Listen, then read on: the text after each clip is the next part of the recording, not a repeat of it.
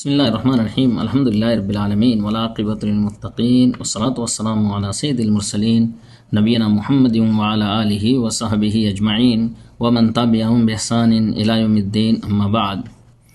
محترم سامعین اکرام، ابھی ہم لوگوں نے ایک سال کو الوداع کہا ہے اور دوسرے سال کے اندر ہم لوگ داخل ہوئے ہیں۔ بھائیوں، یہ سب کے سب کیا ہے؟ یہ ہمارے اعمال ہیں اور ہماری عمریں ہیں، جو کچھ ہم اعمال کرتے ہیں۔ لہٰذا اللہ رب العالمین نے ہمیں جب تک زندہ رکھا ہے، وقت کو غنیمت سمجھتے ہوئے اپنا وقت اللہ رب العالمین کی عبادت کے اندر لگائیں، اور اسی کے اندر ہماری دنیا اور آخرت کی کامیابی ہے۔ جو سال ہم سے گزرا ہے، جس کو ہم نے الوداع کہا ہے، اس کے اندر ہمارے تمام اعمال محفوظ ہو چکے ہیں، جو قیامت کے دن ہمارے سامنے آنے والے ہیں۔ اگر اس کے اندر ہم نے بھلائیوں کا کام کیا ہے، ہم نے اچھائیوں کے کام کیے ہیں، ہم نے احسانات کیے ہیں اور اللہ رب العالمین کے عبادت کے اندر اجتہاد اور کوششیں کی ہے، تو یہ لوگ قابل مبارکباد ہیں اور اس پر اللہ رب العالمین کا شکر ادا کرنا چاہیے۔ اور اگر کسی نے اس کے اندر نافرمانی کی ہے تو بھائیوں، اللہ رب العالمین کی جانب سے مہلت کا دروازہ کھلا ہوا ہے جب تک ہماری زندگی باقی ہے۔ لہٰذا گنہگاروں کو چاہیے کہ وہ اپنے پروردگار سے توبہ کریں۔ یقیناً اللہ رب العالمین توبہ قبول کرنے والا ہے۔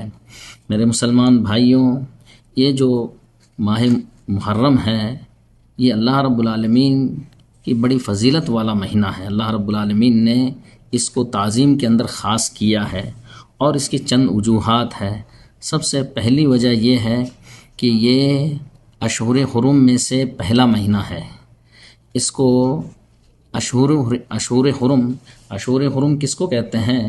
کہ 4 مہینے اللہ رب العالمین نے حرمت والے رکھے ہیں، اور اللہ رب العالمین کا ارشاد ہے، ان عدت الشہور عند اللہ 12 شہرا فی کتاب اللہ یوم خلق السماوات والارض منها 4 حرم ذلک الدین القیم فلا تظلموا فیہن انفسکم، کہ بے شک مہینوں کی تعداد اللہ رب العالمین کے یہاں اللہ کی کتاب کے اندر 12 ہیں۔ جس دن آسمان و زمین کو اس نے پیدا کیا، ان میں سے 4 حرمت والے مہینے ہیں۔ یہی اللہ رب العالمین کا مضبوط دین ہے۔ لہٰذا ان مہینوں کے اندر، حرمت والے مہینوں کے اندر، تم اپنے نفسوں پر ظلم نہ کرو۔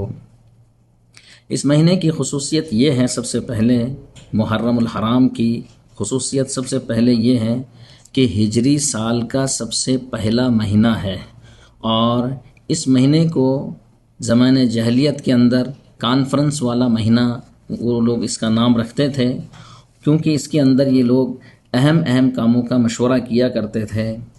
دوسری چیز یہ ہے کہ اشہر حرم جو مہینے ہیں وہ 4 مہینے ہیں، ذی القعدہ، ذی الحجہ، محرم اور رجب۔ ان کا نام اشہر حرم کیوں رکھا گیا ہے؟ کیونکہ اللہ رب العالمین نے اس کے اندر قتال کو حرام قرار دیا ہے۔ ویسے اللہ رب العالمین نے گناہوں کو ہر وقت حرام قرار دیا ہے، لیکن ان کے اندر گناہ کرنے کو زیادہ جرم قرار دیا ہے، اور اللہ رب العالمین نے ان کے اندر خصوصی طور پر منع کیا کہ آدمی اپنے نفس پر ظلم کرے۔ دوسری چیز یہ ہے کہ یہ مہینہ بڑی ہی فضیلت والا مہینہ ہے۔ اس کی وجہ کیا ہے کہ اللہ رب العالمین نے اس کی نسبت اپنی طرف کی ہے۔ سنن ابن ماجہ کی روایت ہے، جس کو علامہ البانی رحمہ اللہ نے صحیح کہا ہے۔ ابو ہریرہ رضی اللہ تعالیٰ عنہ روایت کرتے ہیں کہ ایک آدمی اللہ کے رسول صلی اللہ علیہ وسلم کے پاس آیا اور اس نے کہا کہ اللہ کے رسول صلی اللہ علیہ وسلم، رمضان کے بعد سب سے افضل روزے کون سے ہیں؟ تو رسول اللہ صلی اللہ علیہ وسلم نے فرمایا، شہر اللہ الذی تدعونہ المحرم، اللہ رب العالمین کا مہینہ جس کو تم محرم پکارتے ہو۔ یعنی گویا کہ اللہ رب العالمین کی طرف اس مہینے کی نسبت اللہ رب العالمین کی طرف کی گئی ہے، جو اس کی عزت، فضل اور اس کی شرافت پر دلالت کرتی ہے۔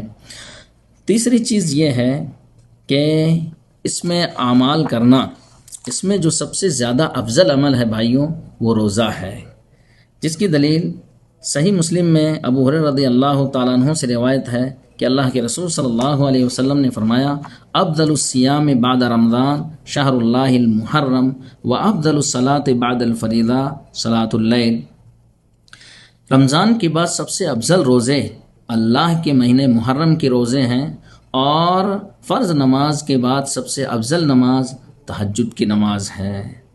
اس سے یہ بات معلوم ہوئی کہ اللہ رب العالمین کو سب سے زیادہ پسندیدہ جو روزے ہیں رمضان کے بعد وہ محرم کے روزے ہیں۔